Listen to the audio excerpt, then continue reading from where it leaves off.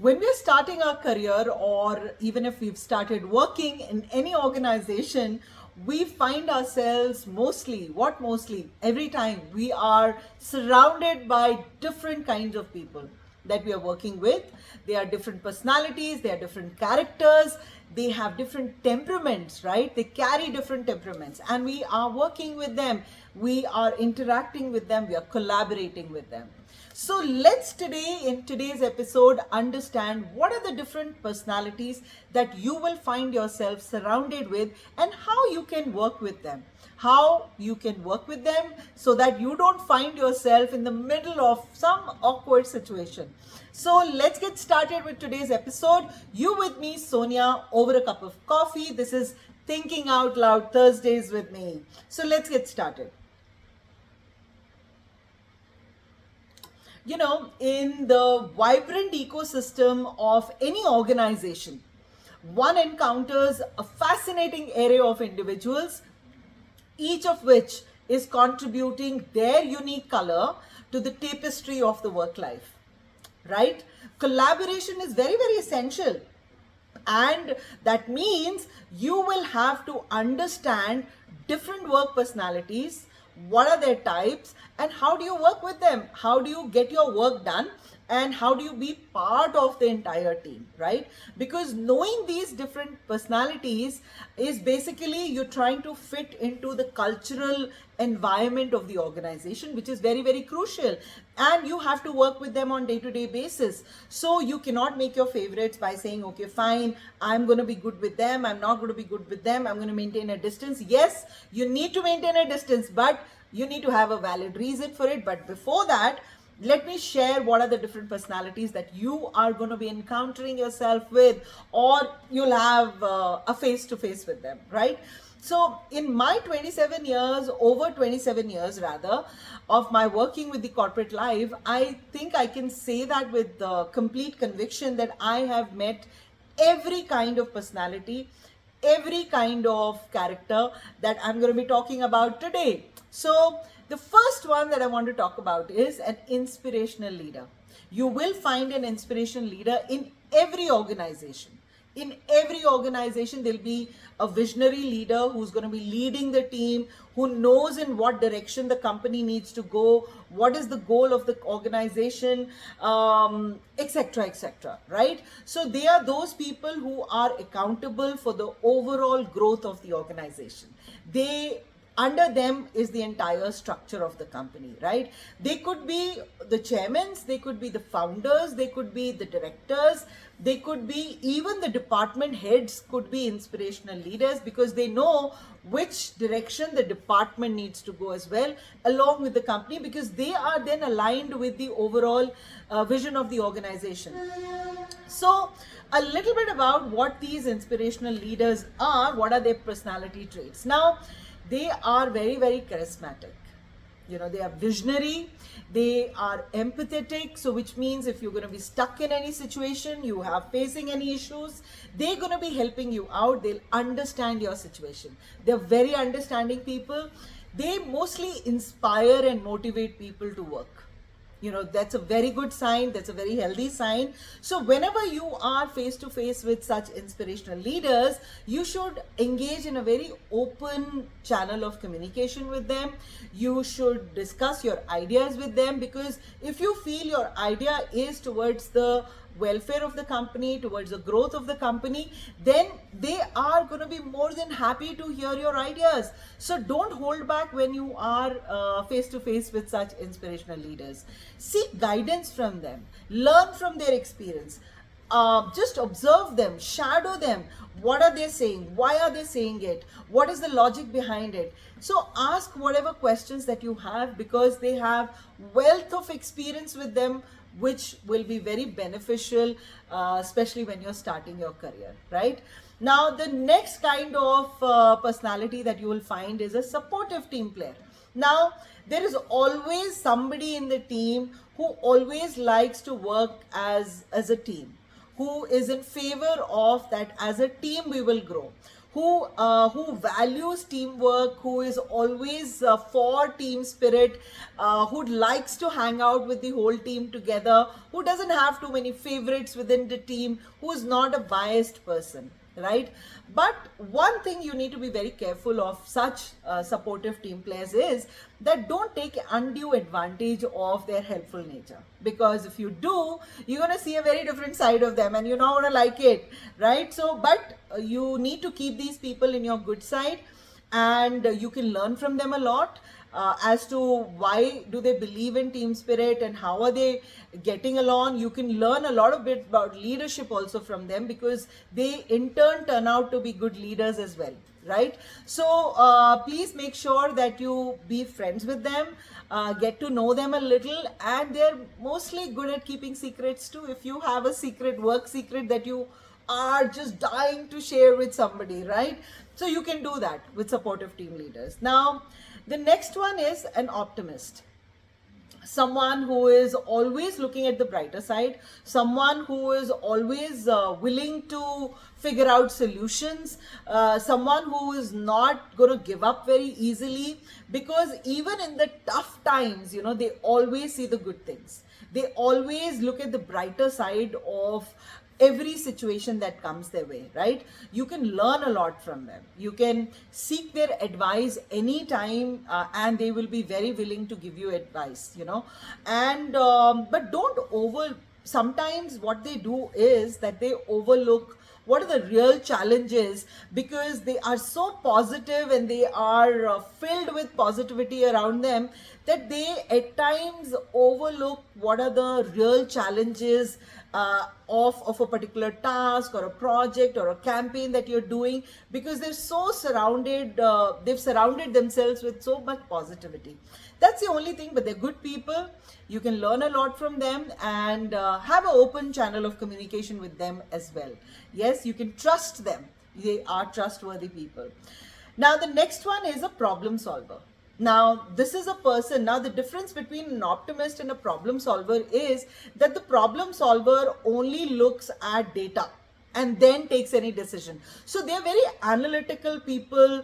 They only suggest things which are backed by some reasoning, that's backed by some past data, performance, etc. So they only believe in numbers, they only believe in proof. They don't do anything which is assumption based. So they're very uncomfortable when you ask them to do something which is assumption based, because they don't have data in front of them. But I think they are good as team players too. They have no ego clashes. Problem solvers, they don't have any ego clashes. They like to solve problems of people. So if you are stuck in any such situation, you can always go up to them and they will be more than happy, because they are very resourceful. They're very proactive. They are practical people who do not, like I said, they don't assume things. They're very practical, and they'll give you very practical solution to any problem that you're facing.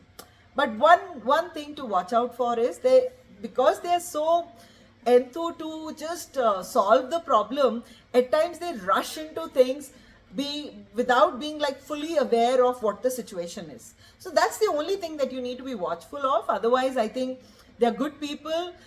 You can trust them as well, and you can work. It'll be very easy for you to work with them, right? The next one is a peacemaker.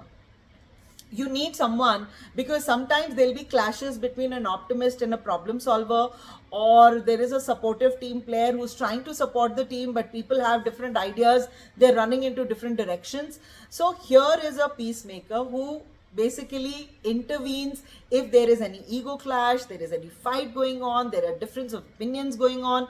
They bring people back to the focus as to what is the job in hand. They bring people's attention back into what is it that we want to do. So they are basically very calm, composed. They're very diplomatic people. They will not say things that will hurt you. At the same time, they will make their point very clear to you, right? So you need to understand them. You need to, but be very cautious that they may hide some underlying issues to basically solve the problem. So what you need to do when you're dealing with such people is you encourage open communication. You ask a lot of questions, and if they're not able to give you the answers because there are other people involved and there are other people present, you can do a one-on-one conversation with them, and you'll see that they'll be very happy to share as to why they did not very openly lay out all the facts, because they wanted to just seize the fire, right? That's their agenda. They want the fire to be seized and they want people to move forward, look forward. So they're good people. Please hang out with them. There's a lot that you can learn in terms of how to handle a team.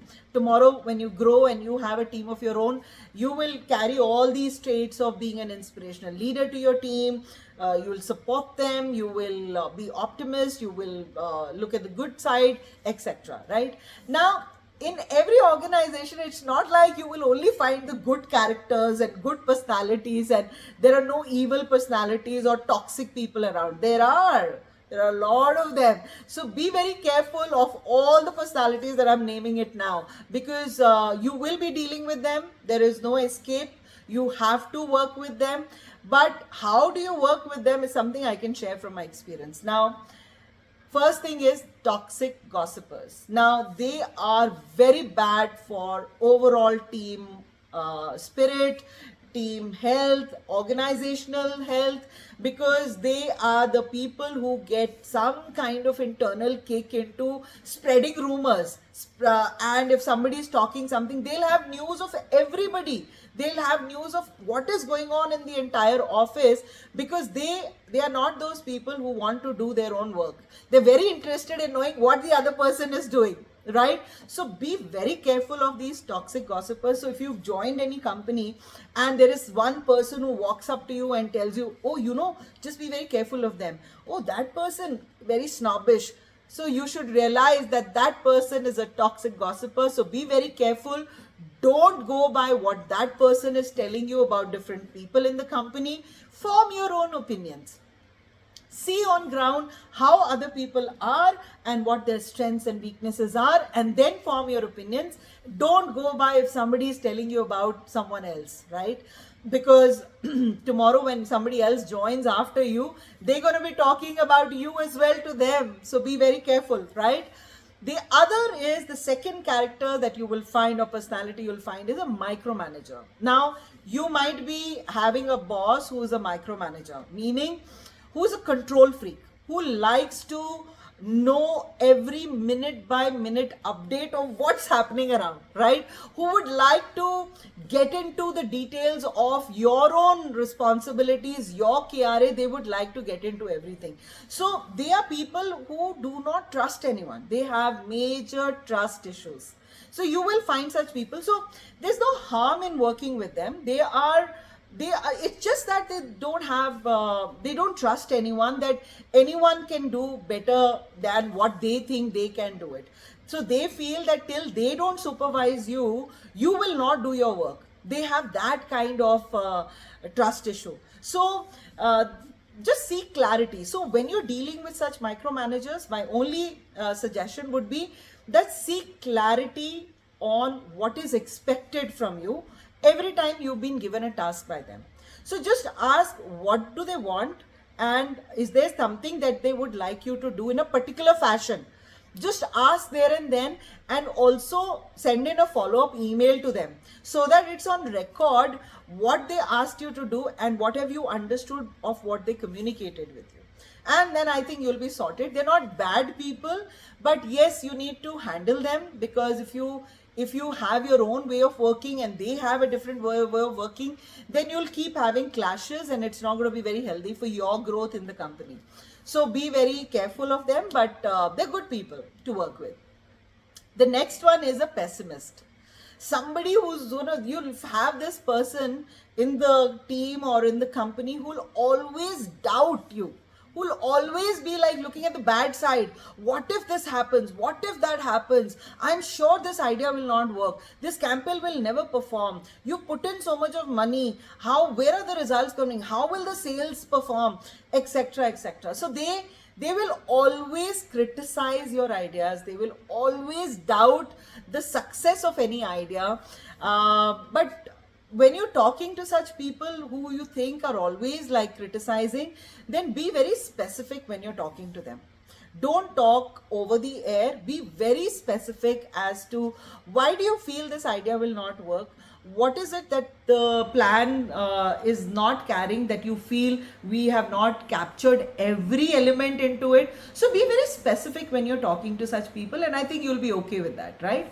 But stay away from them, because they are so negative people that if you want to do something good, and if they keep talking negative, you might also, start doubting your own self by saying, oh, is it really because the person has been saying this time and again to me that I am it's not a good idea. So be careful, maintain distance from them, and only interact if required, but be very specific with them because they're bad for the team morale, right?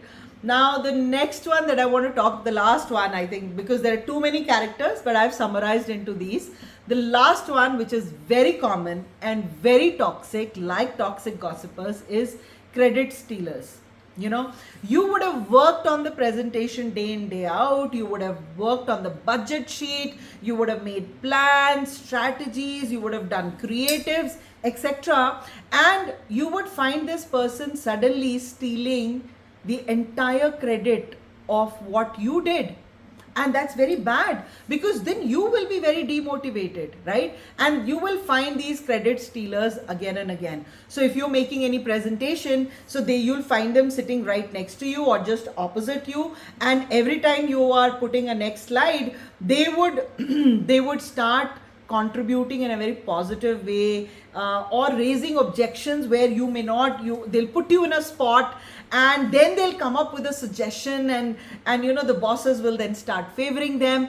So make sure when you are faced with similar people who are known to steal other people's work achievements, then I think what you need to do is that you need to just make sure that you keep updating your bosses as to what is the value that you're bringing on table, what your achievements are, what have you done as a assignment, what has your contribution been.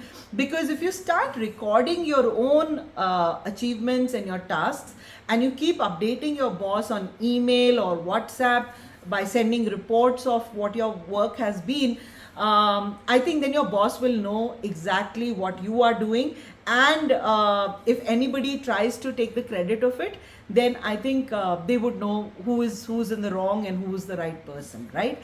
So I think these are some good and bad characters or personalities that you will find in any office. It's very essential to recognize and address negative personalities or negative behaviors while celebrating, your positive qualities. Because as you're starting your career, it's very essential to be aware of these different types. You need to focus on the positive, build and stay, and you need to build relationships, build stronger bonds with the positive kind of personalities, and just manage yourself working with these negative personalities, but stay a little aware of them, stay away from them. Learn from different personalities that you will meet. Be cautious, be careful of what you're doing, and I think you'll be sorted, because eventually these different personalities, they're going to teach you in some way or the other, both positive and negative, because they will help you navigate the potential challenges that will come in front of you, and they will help you maintain a very positive outlook towards your entire job or your career, right? On that note, I'm going to end my Thinking Out Loud Thursdays. I hope you found this episode very useful, right? And please enjoy your Thursday, and I look forward to seeing you all next Thursday. Bye bye everyone, and have a good day.